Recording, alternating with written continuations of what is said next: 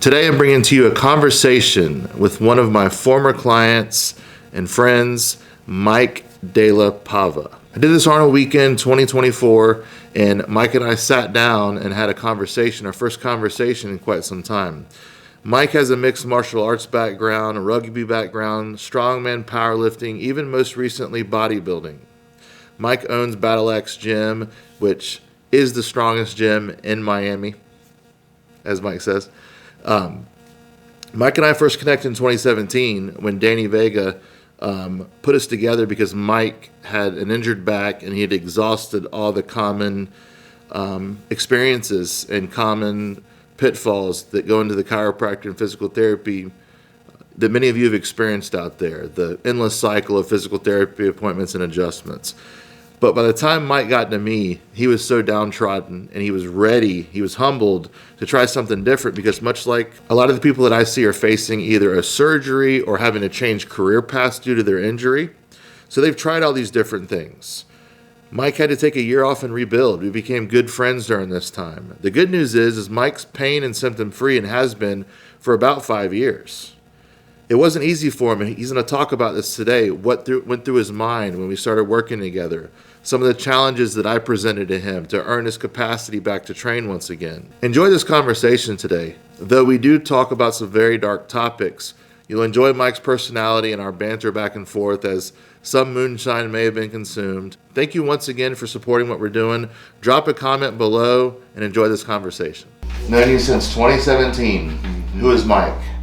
De La Pava. Yes. Since 2017? Or I've known you since 2017, but who is Mike? So I always say that to exist in this world, you have to have some masks. So there's MDLP, and then there's Mike, what people know me affectionately as like Michael Mike. Right now, I think he's a much different man than when you met in 2017, and that's for sure. Constantly in search, a strength coach, teaching, trying to learn constantly, and trying to be less self-destructive in so many ways. So. What do you mean self-destructive? Well, I've always been on that kind of psychology of having to prove something to myself and others. Angry? And that led to always, for a long time, actually. And I think that led to a lot of in and out. It's always there. I don't think that's anything like to be ashamed of per se. It's just once it starts taking control of things, or you just always have to prove something even to yourself, it can lead a lot of ways. So now it's much less. It's a blessing and a curse because it fuels the rage to smash things. And you've done Muay Thai fighting, you've powerlifted, you're strongman. You've done strongman, and the thing is, like, to lift big weights, you gotta unleash rage. That's what I always say. Lift with rage, and you like a gummy? No. Wait, what? Yeah, a gummy. Yeah, okay. How many milligrams is this thing? 10. I'm gonna take half, you animal. Okay. You be saying 10? It's like 600. Like, no. Listen. No. I'm gonna take the small tip, which is still big. Mm-hmm. Oh, you're watching me. Yeah. Man, it smells good. I'm keeping this other hat though, because I'm probably like. I drop it in that front pocket. My work pocket? Mm-hmm. Well, it's about midway, I'd be like, what? If I start touching my face, it's because I'm high as fuck. And now you know. Yeah. So where were you? So, you're right, I do agree. I think that you always have to have this inner animal for certain, not for everybody. Right. I hate to say that's for everybody. There's some people that live very peacefully. Very happy. I mean, Mike Tyson said it himself, a happy fighter is a dangerous fighter. Yeah. And that's pretty interesting coming from such an angry guy like him. So, to me, that's just the way the cards were dealt to me, and I used it for a very long time. And now it's using it more like something that a coach once told me, more of a sniper rifle than a machine gun. Yeah. And choosing when to use it, not necessarily dictate all the time. Yeah. Also, I'm getting older, so it's not the same thing. So we met when I believe Danny Vega told you about me and said, "Hey, you need to you need to contact Brian." He may have already told you about back mechanic because remember, back mechanic was new. It came Allison out. Lockhart did too. Allison did it. Okay, so back mechanic came out in late 2015. So it wasn't. I mean, it sold millions of copies now. I'm sure by now, but at the time it was still pretty new, and it just keeps on getting bigger and bigger. And Stu's done, he did Peter Attia a couple weeks ago, and that's a big podcast. And he's going to do some more, so it's going to continue to grow. But Danny connected us. Mm-hmm. We do our first Skype call. I listened to you. But no one had listened to you before. Like, everyone's just like, you're done, don't lift. And the doctors always, it's so weird, the doctors always say, you're fucked or you're fine, it seems like. Yeah. Some of the good ones that actually know what they're doing and looking at say, man, you could potentially navigate this if you get the right person. But, you know, the doctor's like telling me, he's like, oh, you'll never lift again, you'll never do this and never do that. And what did the doctors tell you before you came to me? So at that point, I was told that I'll never lift heavy again to quit competing, and that my best option was surgery. Yeah. Which at the time, like, the information on the spine wasn't so proliferated. It wasn't easy to open up Instagram or social media and be like, hey, you're gonna be okay. Yeah. So I really did listen to a medical professional too, actually, and they were just like, hey, you're done, and your heavy lifting days are over, and you'll really never should or will compete again, and to wear a belt for everything, believe it or not. Right. And I was 32 years old, 32, 33. I was just devastated. Yeah. That was my whole identity at the time too. So what'd you do? So I freaked out for a while. It was about a week or two, and very frustrated, very depressed. Did you try any of the methodologies? Yeah. So like the only thing I didn't do is yoga. What'd you try? So I tried, first of all, I tried the traditional go lighter for higher volume, so like the bodybuilding concept. Sometimes people get a little better, other people get way worse. Yeah, I tried that concept. I tried everything, go for speed, but not too fast. Yeah. I took off all like implement stuff. This was before the time we started working with the concept of like 10 sets of 1. I had no idea of this. Yeah. So it was like 3 sets of 10, 4 sets of 10, but very light. Right. But then I just kind of got lost. Like, there was just nothing that I could do that was pain free. So I was just always in pain or upset, and I did like almost nothing. It was like push-ups, and then it was just almost like giving up at that point. Yeah. And I tried for like a good month on my own, and then with you, it was like a while of deciding. Right before when I first spoke to you, it was like, hey, it was a trial by error. You said, if you can do nothing for 4 weeks except the Big 3 and don't lift at all, and read the book, then you can work with me. Which, again, you tried me, which is what I wanted. I was like, there's no fucking way this guy. I think you meant trial by fire. Yeah, exactly. Yeah, you literally go, hey, which was kind of how I treat my clients, right? Yeah. It's like, you can't work with me unless you can prove that you're serious. Yeah. And I was like, well, this is great. You know, I'm being treated like an athlete. But I also treated you as an equal. Yeah, it wasn't bullshit. It's not that I'm better than you. No. It's not that I'm not as masculine or whatever as you. It's like straight shooting and just saying it is what it is. But it's coming from a fucking world class athlete. Yeah. Right? When you're talking to somebody, I don't want to rat on a doctor, but most of them have like no athletic prowess. So I'm like, and they're talking almost like, you're done, man. And I'm almost like they're disappointed in me. I'm like, you don't know me. You're not my dad. But then when it came from, well, I read your story from several people after they told me about you, I was like, and that was even before Gift of Injury came out. You got to see one of the first ever copies. That's you actually had the original copy I got. I got signed. Yeah. I have a few of those. And I just remember when you came to do the seminar too. Yeah. I was there when you were finishing it up and stuff. So to me that was important because it was a challenge. Yeah. And as an athlete, when you lose that focal point and you lose that concept of what to work for, that's when I really I needed that challenge, and it was very important for me. All right, so it was one of the first conversations. Still good? Good. One of the first conversations that we had was you got to earn your right to lift again. Tell me about that. So same concept, right? And it's like, and I say this affectionately, and for us, when you say I tried you, it's like you did it in a good way. Yeah. I tried to bargain, and this is something I talk to a lot of my clients now. They're always trying to bargain with me. They're always trying to deal with me. I try to deal all the time. Right. So originally I said, well, can I do this? Can I do sleds? Can I do push-ups? And I remember you being very, very patient. We were talking by email at this time. I looked it up a while ago, and I'm just sending you email after email about all these things I can do until finally you were like, you know, you did it. You burnt out your back, and now you have to earn the right to lift again. Yeah. Which again, when we did Elite FTS, I was like, what the fuck? Like, and then it really brought me back because it's so true.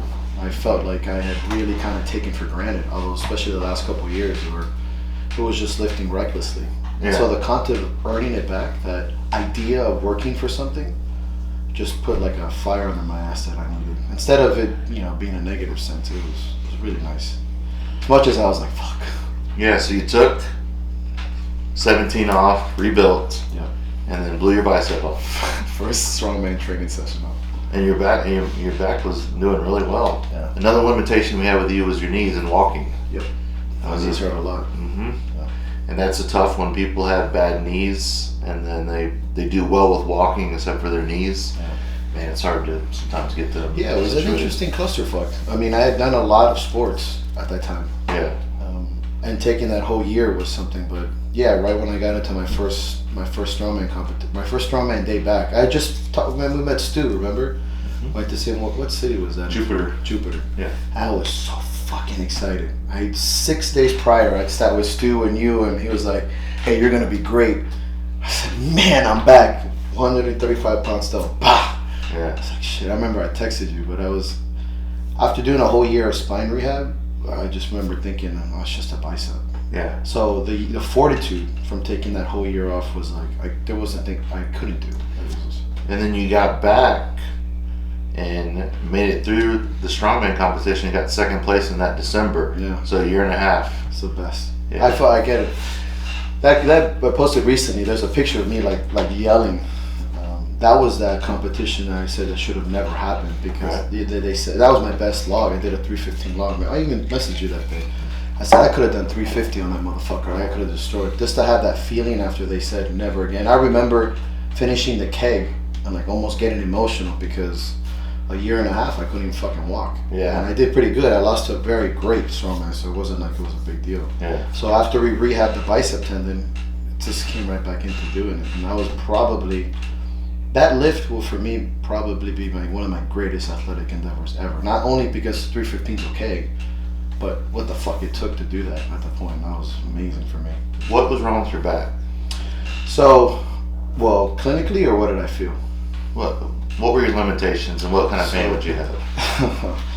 When I came back from nationals in 2016, I had a really bad, like that sharp pain in the low right back. And Yeah. I ignored it. I just lift lighter. Yeah. And I remember, again, the logic was like, oh, I'll just do some light speed work, which is way worse because it's way more dynamic and I'm less braced. I remember to this day I had SSB box squats, 8x3 with a band. And on the last one, I felt like a twinge. Yeah. I go, I don't think it's a big deal. Then the rest of the day, I started feeling something going down my leg, like numbness. I ignored it. You know, I went out drinking with the boys and I didn't think anything of it. And then Monday, this is when the pain kind of completely took over. And the scariest thing is that maybe not so much the pain, but when you start to lose complete use of the limb. Like I felt like that leg was numb, Dying. slow. Yeah, it was like not part of me. Yeah. And I freaked the fuck out. I had never read anything on that at all. And I Yeah. remember they're like, oh, it's probably just some sciatic. I'm like, I don't know, man, this is really, really bad. And then that went into back weakness. That was going into everything. So going upstairs, just walking around, I'd get like little spasms for nothing. Mm-hmm. The pain was always shooting down the sciatic. I remember, you know, at night when that just lights up, man, I remember sitting in bed, like looking up and my back was just, I was like, I don't know. There was so little information. So Yeah. I look back now and, you know, just a lack of knowledge piqued such a paranoia in me every night, and this just became worse and worse and worse. Yeah. And then the foot pain, that was just ridiculous. I mean, it was all the way from my pinky toe, that would shoot up all the way to my back, and I just go all day, every day. Then from numb to throbbing to spasms, and one day I'd be like, oh, maybe, and then by the afternoon I was already lit up. Yeah. So when we first started working together, what was the biggest thing that, I mean, obviously I challenged you a bit with, you know, how we meet, earn your right to lift again. What was it that got you to buy in, though, besides like trying you, but like at what point did you start to buy in? Because there's going to be skepticism at first, backing off, everyone else is telling you different things. You told me specifically, and this is something that I don't know if you remember telling me or not. It's like, from sometimes something where we're talking to Polly, it's like you always don't want to intrude on helping somebody sometimes because they won't listen to a sense, but you don't always have to explain what you're doing because people will just bombard you with, what are you doing? Oh, I did this. And even though I was very open with my way back, I remember tons of people with, well, I did this and I did this stretch and I did that. I'm like, look, man, I'm on the way. And I felt, believe it or not, that as opposed to being, you know, counterproductive, the more questions I got about it, the more concepts I got against it. I'm like, I think I'm onto something here because it was very different and it was working by the week, you know, because I I remember I still have these fucking emails. I looked it up recently, especially after we did it to Swiss, where I would tell you, hey, I had one good day. And you're like, hey man, one's better than zero. And I'm like, yeah, you're fucking right. And then I would get two. Look at the disgust. I was like, I guess so. Well, he is right, but it's just one, yeah. But then when it went to 3 days, where I was like, okay, I just had 3 days this week where I felt normal, yes, and that feeling was incredible. So then I started really just solidifying that concept. Do you remember how long it took you to get to where you had mostly pain-free days? Because my dad's getting to that point now, where he's getting awesome, mostly pain-free days. Before it was like, if he had a good day, he's like, I actually feel good today. Well, now it's like, if he has a bad day, it's odd. Yes, it was 4 to 5 months before I can have, it was like average of 4 to 5, and I would report only the bad days. Yeah. Which were something that happened probably a few days before, or a movement, sometimes unpredictable. There's no real reasoning behind some of it, but it was like 4 or 5 months where I felt, that's when we started adding some weight to our movements again. Yeah. But it had to be, you didn't give me those days until it was 6, 7. It was like, we won't do this until you're having pain-free days, 7 days in a row consistently. Yeah. And that's by 5, 6 months, I was like, okay, I'm in.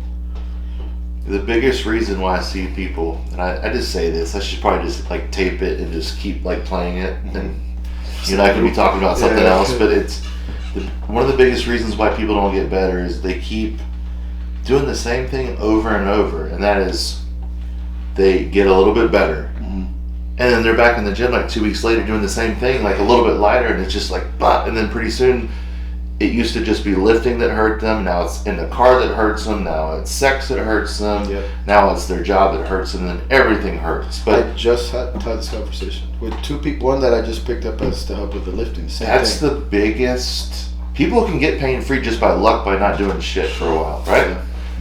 But they can't get that lucky to rebuild and get it back to where they were or better and stay there and not fall completely off the map again. Yeah, it's because, how long did we flesh out that second phase? The first phase is get pain free.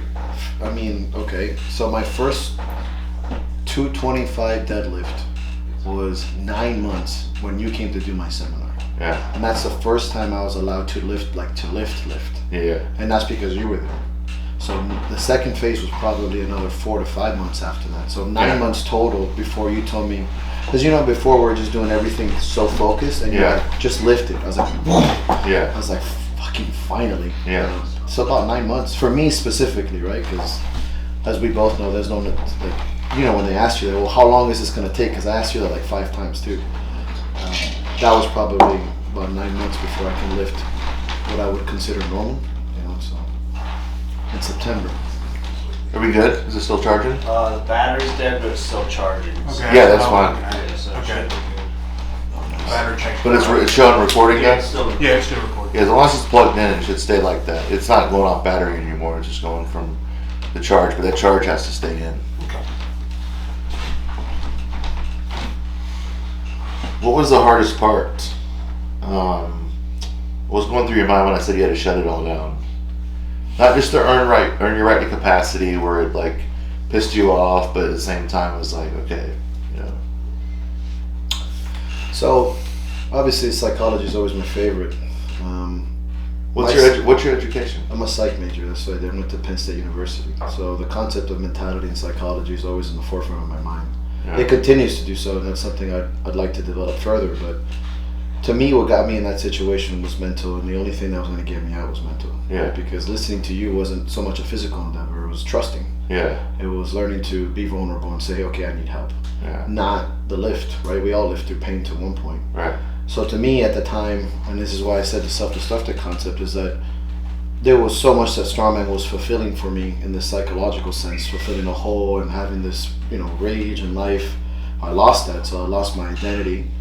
And to not be the strongest guy in the room, or at least think so, was just devastating for a while. When you said shut it down, I'm like, well, what am I then? Yeah. I didn't even consider, I was a coach and a boyfriend and a brother. Those things fell so far behind being a competitive strongman, because I put strongman so high that I felt completely devastated. Like, to shut it down is like, well, what's the point?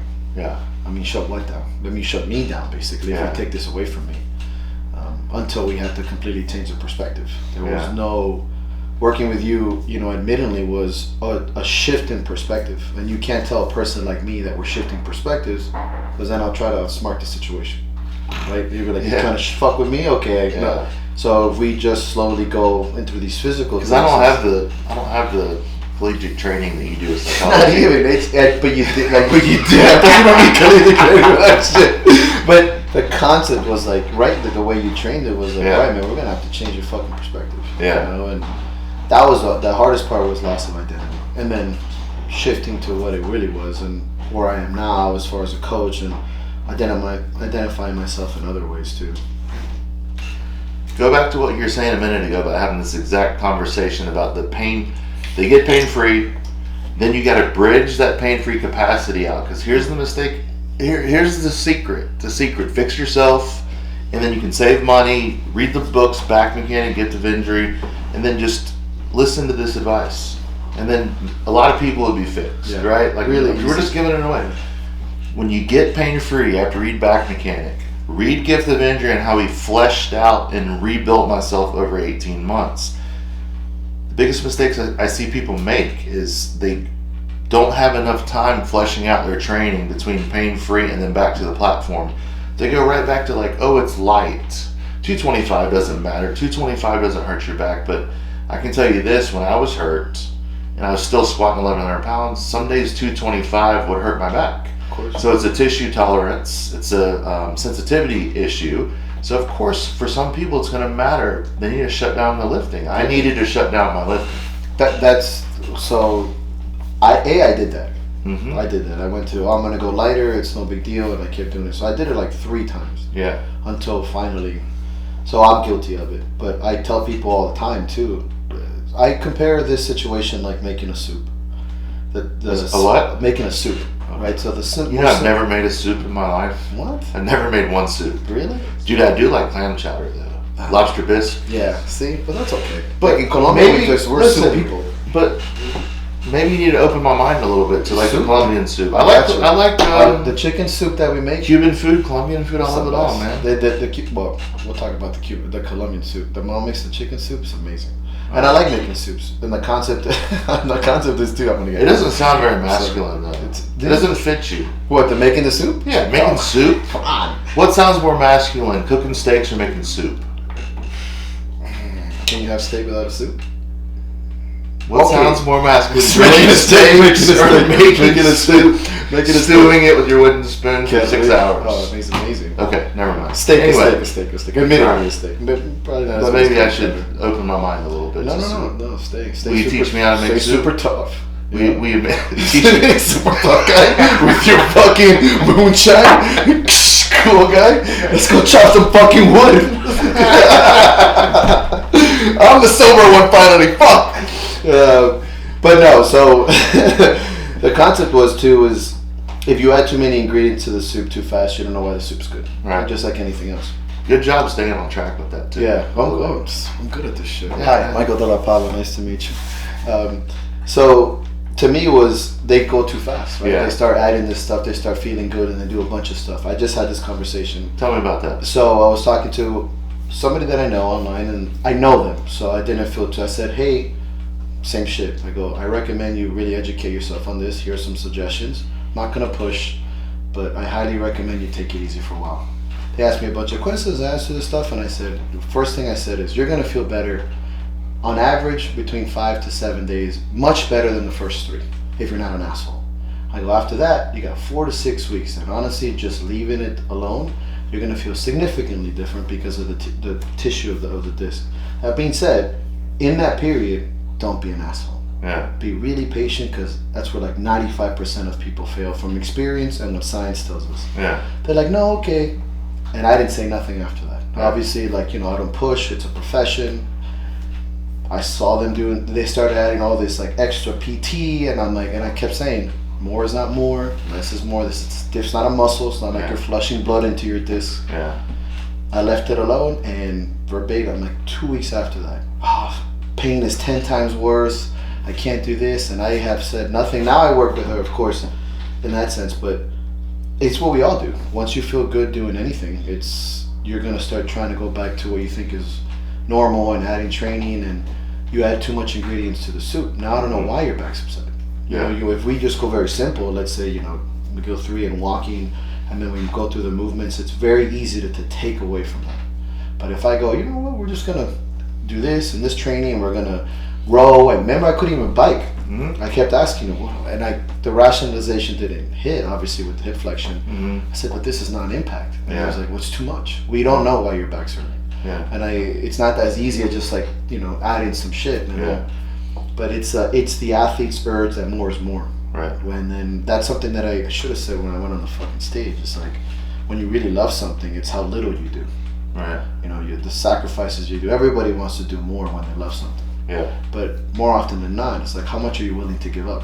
And if you ask them to give up things to do, it's a mind fuck. So how do you handle that when they're not picking up what you're throwing down? Like Well, today, or whoever. Yeah, and it's the same thing. And it's funny because when you were talking to Paul, it was perfect. It's verbatim. There's only so much you can do, and you have to let them learn their own lesson, like I did. Mm-hmm. Not in a negative sense. You don't kick a dog while they're down.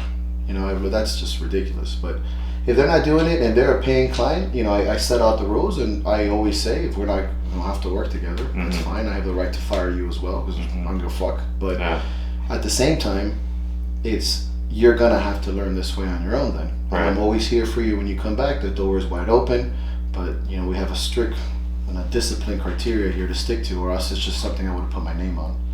Because the last thing you want is somebody kind of bullying you around on your own method, and then like, oh yeah, you fucked up their back, or God, I'm hurting them. So a lot of people ask you for help with like what you did for your back and like how you beat it. So and all that only when stuff. they're really fucked. Really? Yeah, like you'd not be surprised. I'm sure you deal with it. I get 2 phases of the same person. Yeah. The initial, where they ask me a couple questions, and I typically just send them into information, and I listen to them. I said, if you want, this is really how I did it. I think they often think that it's some sort of like stretching or something very easy, and then I don't hear from them from anywhere between, it could be a few months or years, and typically I hear from them again when they're really fucked. Mm-hmm. And they went everywhere, and then like, I did everything. I'm like, okay, well, it's not about everything you're doing, it's about taking away from what you're doing. Right. But it's typically when they hit a point where sometimes I'll just send them either to you or to Dr. Locke, and I'm like, hey, this is out of my professional reach. You're I don't want to say you're fucked. Between us, I'm like, you really fucked it up. I go, here's your path. But most of the time, it's when they're at that verge that they're so desperate. And more often than not, I think people don't talk to us because there's a sense of guilt there. Yeah. So I can't help that aspect. But at least if they're, have enough courage to come back, I'm like, let's sit down. That's what's going on. I had an example with one guy who was a firefighter. It was 3 years for him to come back until he was actually back on light duty for 6 months. Right.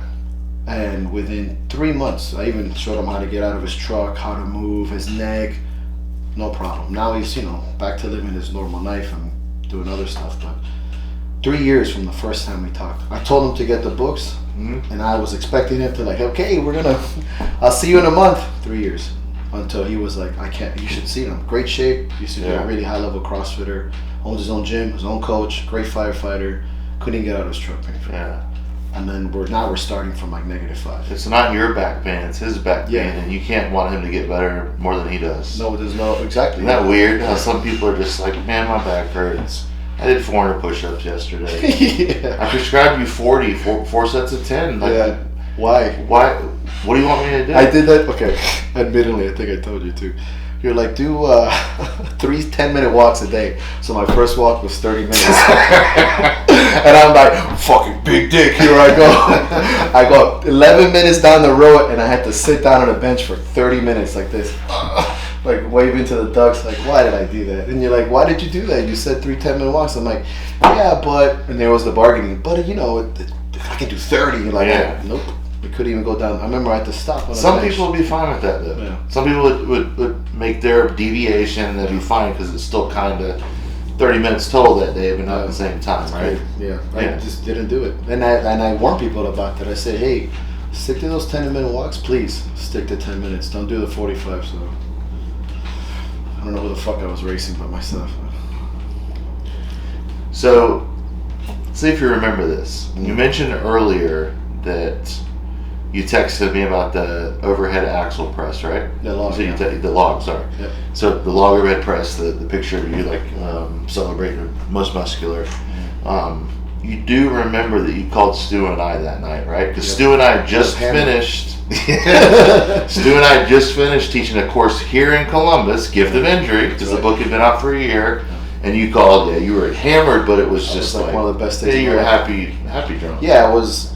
We went to a nail house right down the street, and you messaged me that you guys were together, and I remember going like Yeah. geeking out because honestly, it was probably one of the best days of my athletic life ever. I would say my life period, honestly. Yeah. And I remember being on that call. I'm like, man, guys, I'm so pumped right now. And you guys are just, I can hear you guys pretty much smiling through the phone. But Yeah. I just told the whole story. Very glad. Yeah, I mean, literally told that's it. And that is and still remains my biggest competitive press in strongman ever. And it was a joke. Like, I looked at the video recently. Yeah. It just happened to come up when I was looking for something. And I was like, damn, that was a sweet fucking press. Look at the chain reaction there with those three people. Stu helped me, then I helped you.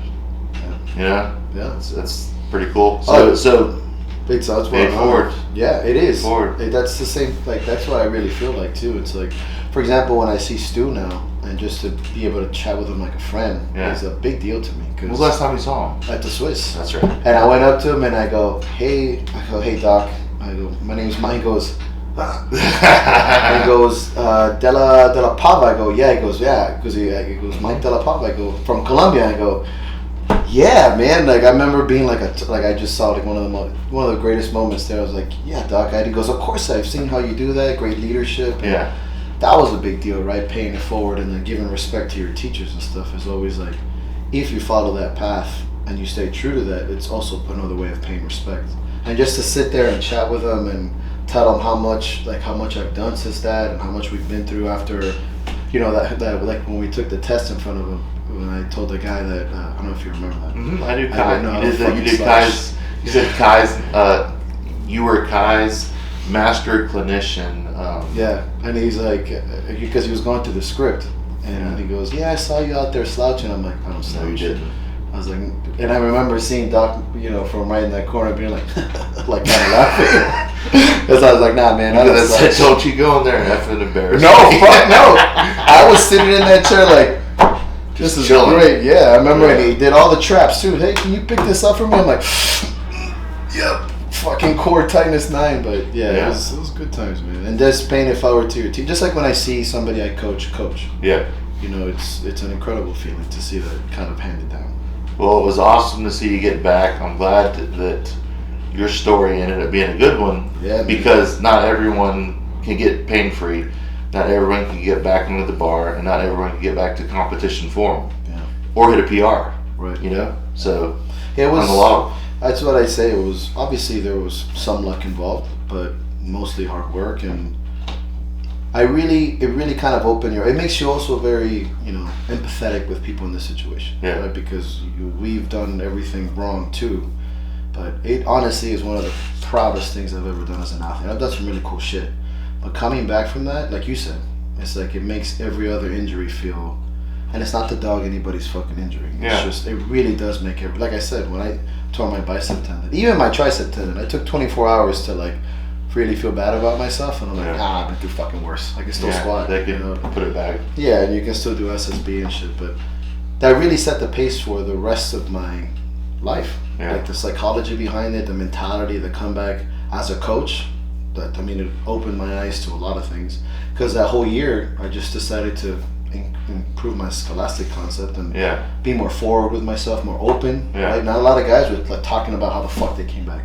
You know, you would see a guy disappear from Instagram for 6 months. You're like, bro, how did you get better? Yeah. And they would just be like, no, I'm feeling myself again. Like, you motherfucker, like, talk to me. You're one of the few, really. Yeah. If you look at it, at that time, everyone would just disappear. Yeah. Because nobody wanted to, like, be vulnerable and say, look, they suck. Yeah. So that helped me become like that big time. Through the Yeah. bicep, through the tricep, and show other people that you don't have to be so alone when you're fucked like that. So it was a huge event for me as a business owner, because then I did become a voice of coming back. Like, you know, Mike comes back from shit. You know, like, he really puts his work into discipline. So that was a huge proof of that. But the knowledge gained and the doors open, like talking to you with Dr. Locke too and McGill, and being able to talk this concept, I mean, everything magnified after 2017. And that had to do with a lot of, and it's no bullshit, I'm not bullshitting because your friends are here and this stuff. It's like that year changed my fucking life. If not, as a man, as a coach, as an athlete, not the same person. It just really reset a lot of things for me. Would you have ended it? Which things? Yeah. You would have? Yeah. If you wouldn't have got it back? No. Really? I was on. What was your? I was close. I talk about that in gift of injury. I know. So what was your what was your timeline? So the hardest part of that year too is to compound as my best friend killed himself that year. So that year was like he was a brother to me. That already puts that evil thought in your head too. I always say that suicide is like a cancer in a sense. It just grows around you. Right. And a thought that never crossed my mind like really hard. I remember that moment because I was in the front of my gym. I was drinking heavily because what the fuck else you gonna do? Right. And I was like, man, I've never even contemplated or grabbed anything near me like that. Right. But I really don't know if I would have made it. Like I would tell you that year was really close. And I'm a man of extremes. Right. So it's very hard, or it was especially. There was no life if I could not be this way. It just was meaningless because that's the same attitude it takes me to try to be the best. Yeah. There is no tomorrow. There is no, what am I going to fall back on? Like, I'm going to be the strongest strongman. I don't give a fuck when people talk now. They're like, oh, well, there's other things. I mean, there was no other priority. When you're trying to be the best, that attitude is also can go the other direction too. Like, what the fuck else are we if we're not at our absolute strongest? And it's, I don't want to call it silly now, but it sure is. Like, I look back and I'm like, damn. But I was asked once when I went on table talk with Dave, he's like, I think it was that conversation, he goes, what would you tell yourself back then? I said, I wouldn't say shit. I would just listen. Yeah. You couldn't tell me shit back then. What's the best advice you give to someone that's a new lifter that doesn't really know much about lifting, but they're interested in it? You mentioned listening and just keeping your mouth shut. Yeah. Do you think there's something to that? Yeah, I think more often than not, and if I'm guilty of this too, is that we'll get somebody coming up and we just really tell them what to do. Yeah. And we try to shove information at them. And this is something that I experience a lot. I train a lot of young people. They already have that. Yeah. What they don't understand or they don't have a lot of is somebody teaching them to be articulate with their feelings and what they're seeing. Yeah. Somebody that really is listening, not just hearing them. And there's a difference between listening to someone and hearing somebody. And I would ask them questions where they're starting to solve things on their own. Yeah. Like, well, why wouldn't you use this bar even though I know the fucking answer? Yeah. And more often than not in my gym, when somebody says, oh, can we do this? I'm like, well, what's your logic? Yeah. Why? Like, explain this to me. Yeah. And convince me. If you can, we're in. Yeah. And if you can convince me, you can beat anybody in the streets. I go, just tell me. Yeah. And then I just let them kind of talk themselves into something. It's the best. Yeah. It's hard to tell a young person, especially a competitive athlete. At one point, there's resistance. Right. And I know because I've been like that. Yeah. At one point, if you tell me to do too much, I'm just going to counter it. Yeah. But what I think I would have appreciated more as a younger athlete is somebody just listening to me enough that I can talk myself into a good idea. Yeah. And even now, the people that I work with the best are people that listen to me. And I'll just talk myself out there and I'm like, okay, I get it. Yeah. But if you're just like, hey, it's not going to work out this way, I'm like, well, then fuck you. How about that? It just never works like that, So I wouldn't say much. I just really listen and ask questions, which is a skill in its own. And a forgotten skill, I would say, too. So, what's the goal from here? So, I'm doing my first How's your back show. doing? Great. Back's good. Yeah, I don't feel... I did train with Mike Francois yesterday, and the opening thing was bent over, supine grip rows to 225 deadlift by 10. Back and forth with like a 30-second rest. Yeah.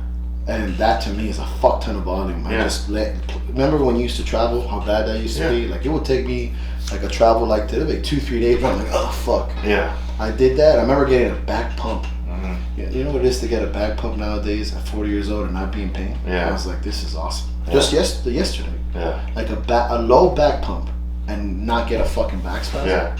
And if you look at my MRI, it's fucking trash, Yeah. L1 to L5S1 are all fucking wrecked. Yeah. No pain. Like, obviously if I'm an asshole, Yeah. but, and it's like, those machines too, like hack squats, they're not super friendly to They the don't spine. move with you. Nope. And It keeps you in a it's like a certain pendulum line. sometimes Yeah. off, but I have zero back pain now in the sense. Like, it really don't. I'm rack pulling again, like, and we train heavy. Like, we train heavy. And we trained for a long time, but yeah, zero back pain, no sciatic pain, Yeah. no numbness in anything. Yeah. It's pretty crazy. Last thing. Of course. Back to training. You didn't answer what the goal Oh is. yes, right. I see. I was gonna loop around. So I'm doing my first bodybuilding show in June. Okay. And it was something that, not because he's here too, because I would say the same fucking story. Yeah. When Paul came down to visit to do a seminar, I was in this sports midlife crisis. Yeah. I don't know what the fuck I was. In too much pain to play to do strongman. I did Highland Games for a little while, then my Achilles started hurting really bad. Yeah. So constant kind of like this, like wavering around. Paul came down, looked in great shape, super disciplined, like he was bodybuilding. I'm like, look, I don't think I can do the whole diet thing, but he just came off with this stoic attitude. I'm like, that's great. There's like, I was already fucking all over the place at the time. I go, you know what? I said I'd do one before 40, and I like to do a bodybuilding show, and so I trained all last year to train for this prep. So I took it pretty fucking seriously. Now we're getting ready in June. For June 1st is our first bodybuilding show to get down to like pretty cool stuff, man. So I trained with Paul, was my first coach, and then I moved into one that was a little closer to me, Carlos Rodriguez. Yeah. And still, like, we still keep in touch. And to me, at that moment, set something off for me. I like that. Like, it looked good. It was respectful. I was like, I've never looked like that. What does a sports midlife crisis look like? How would you describe that? So it's kind of where I was buying shit for sports I wasn't even that good at. Started getting into Highland Games. I started like, Did you start striking and grappling again? I started boxing again. Like I was like going back Someone at told me that. 255. No, just hitting the bag. Chill. Okay, I'm not trying okay. to be a fucking psychopath. Okay. But it was just like there was no, I've done a lot of sports. Yeah. And it's just like a midlife crisis was you buy a Corvette, you get a fucking tattoo for no reason, and yeah, it's okay to do that. You didn't get a But it was Corvette, like, you got a Bronco. I don't know. That's my baby. That was the love of my life. I just talked about her today. Yeah. What? I got in a wreck, so I You lost got in her. a wreck? Yeah. Oh. I lost her, bro. I'm sorry. I know, she gave her life for me, basically. Really? Yeah. I almost flew out the fucking window. Dang. Yeah, man. Sorry to distract you with that. So, no, it's a true story. There's no distraction. Yeah. I mean, it's all correlated. That time was, what, like a year and a half ago. That was during the Towards the end of it. lifting Yeah. crisis? Yeah. That was 2022 was a wild year for me. I almost lost my father that year, and I was pretty wrecked. Yeah. It was something that it's like if I try to do bodybuilding at 29, I couldn't. Maybe I would have been too fucking crazy. Yeah. But life, Would have been. yeah, bro, I would have been sauced to the eyelids, and I Yeah. would have seen myself in the mirror and be like, "Fuck, I suck." Yeah. Now I'm like, I recognize I got some chubs, bro. Like I got Cheetos, but I look at it, I'm like, you know what, dad? Not that bad. I can look at my body objectively. I feel like I have the mental fortitude to do that. Yeah. And then just that kind of linear life after living. It's not that I'm not gonna go back. I'm not one of these people that, after this competition, I'm never gonna drink again. Fuck Yeah. that. If I'm here next year, you're all getting hammered, believe it. But now in my life, it's a perfect place. It's something I texted you. It's like spending more time with my family, with Megan at Yes. home. The value has changed for me. Value of time, friendships, energy.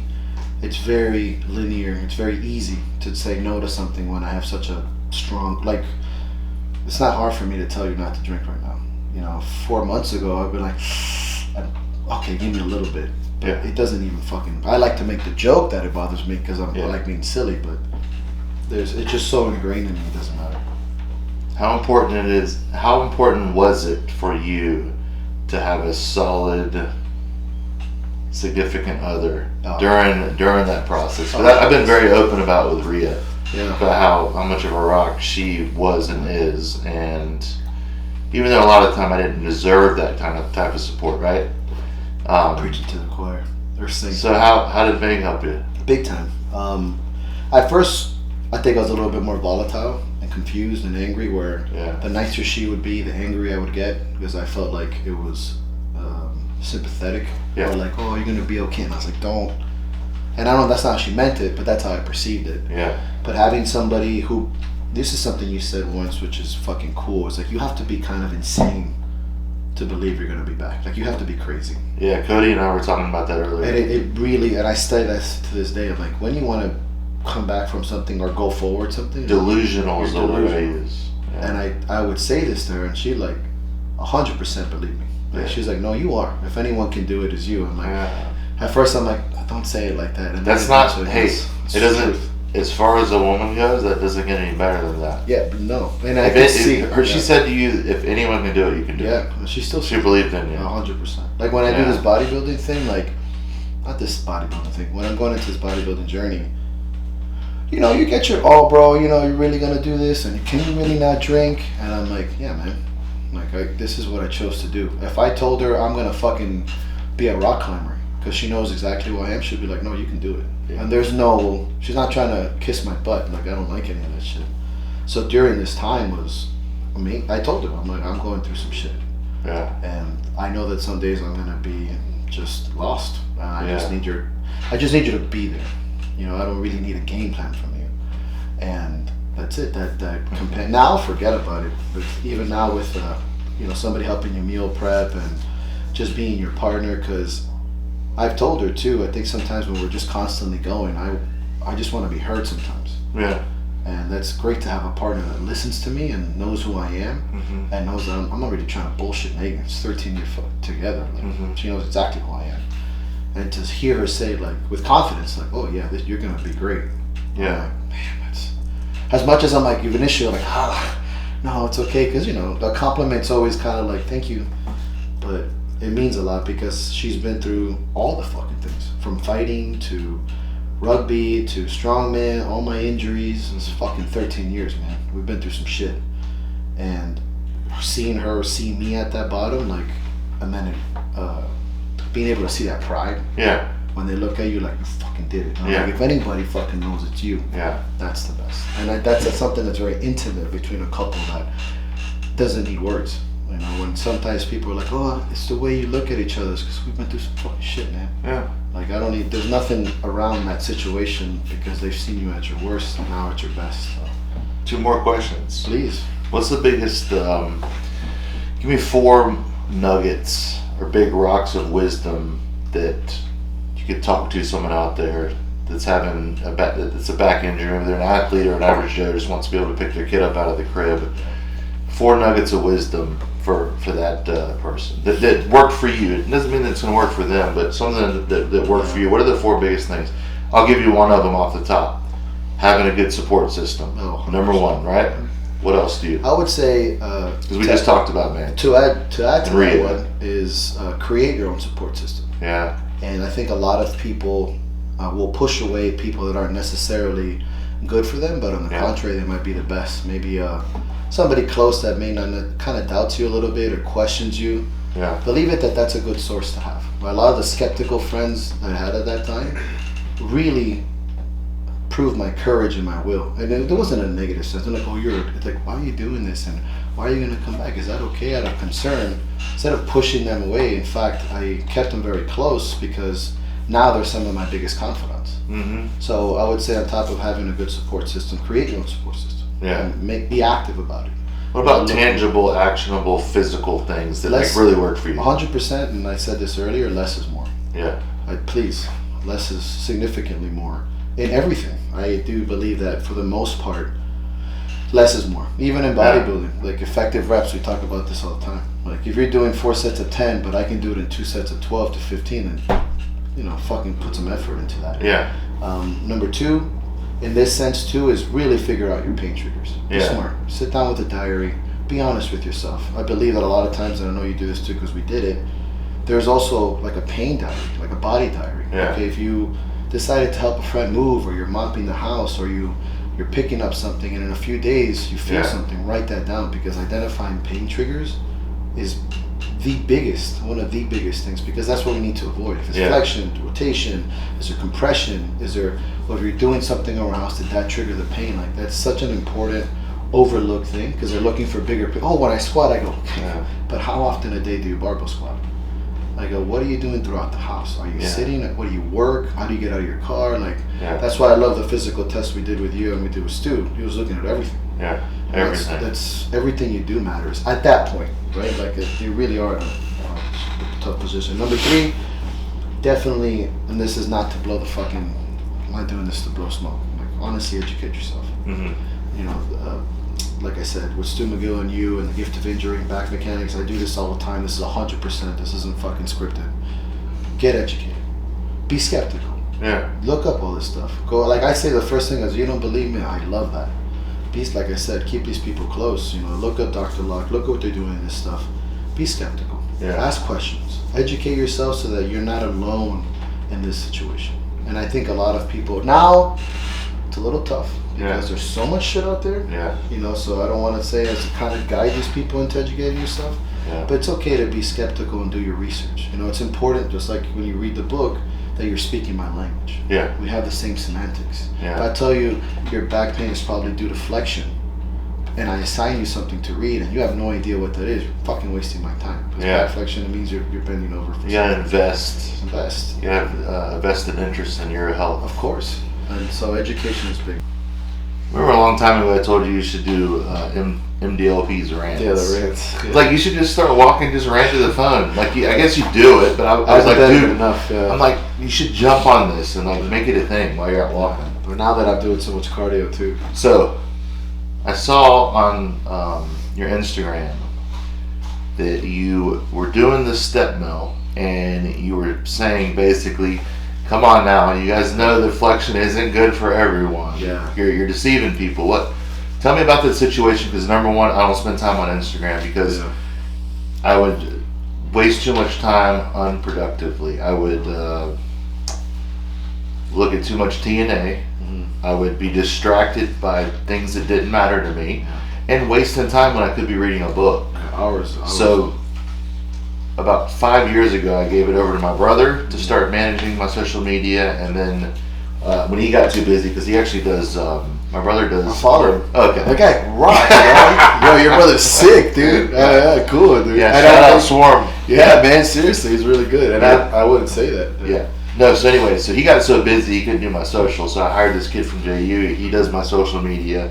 I don't get on there, but I have to check every once in a while to make sure that nothing's blown up. Yeah, of course. Right? Like sometimes things happen on Yeah, there, it's right? important to catch up. And I saw your rants. What brought that on? Because I have no idea who said it or why or whatever. It was but- actually a lifter of mine sent it to me as a story, and I got to see the reel.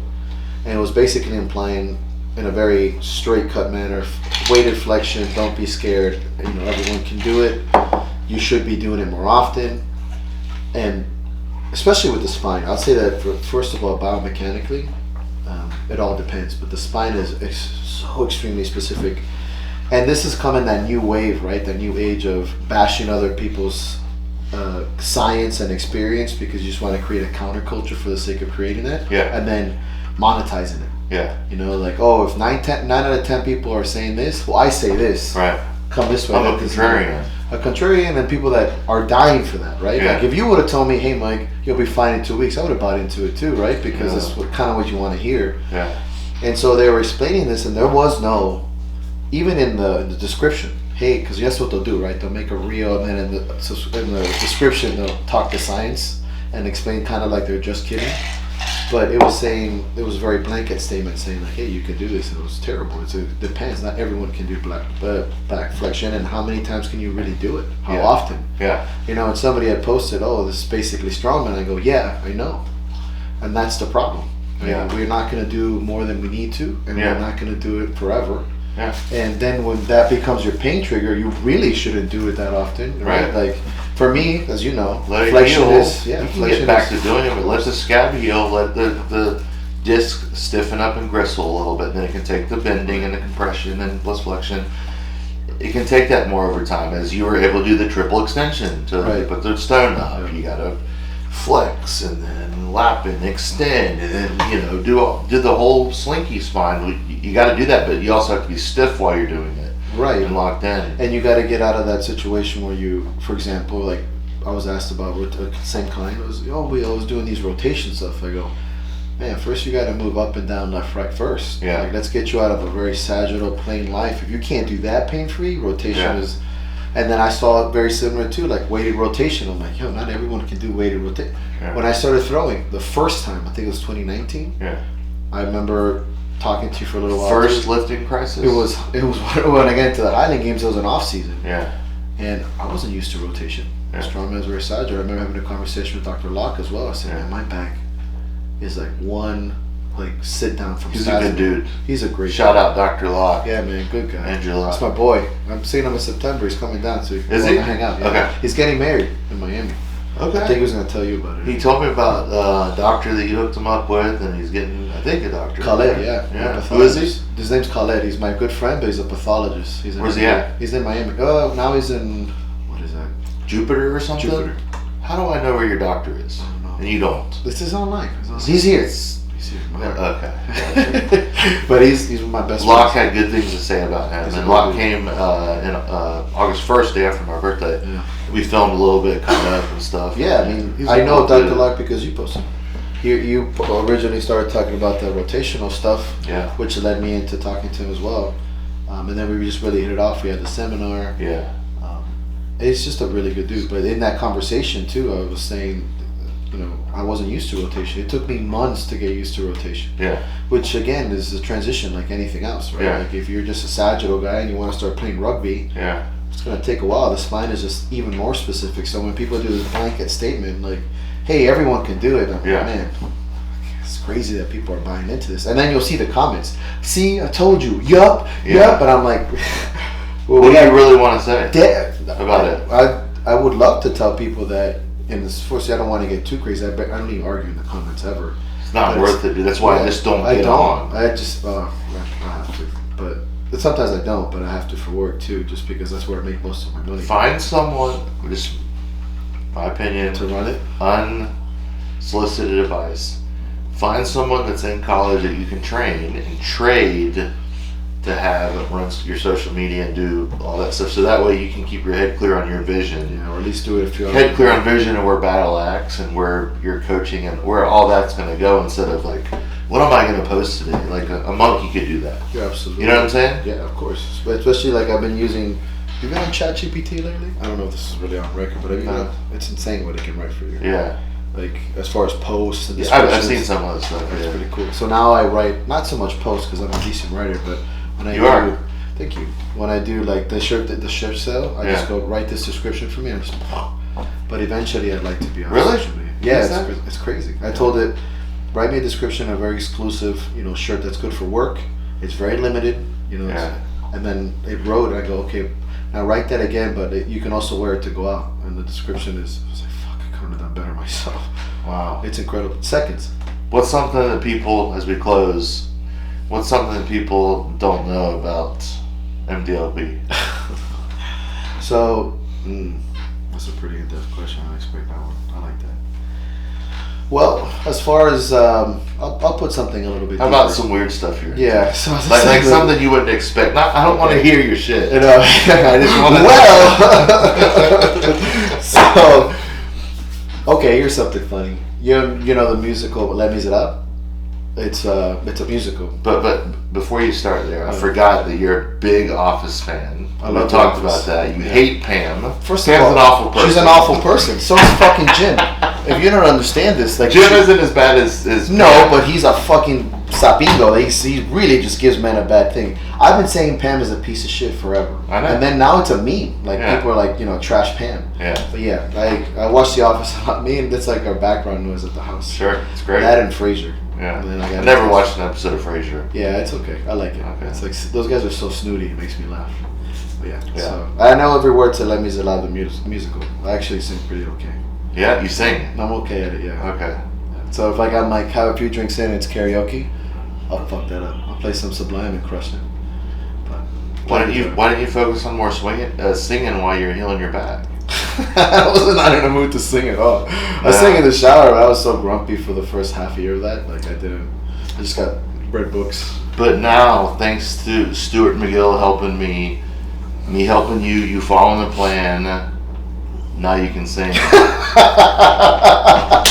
Brian Carroll effect. It's like fucking Kevin Bacon. But I can become a musical singer. Like, I saved your career.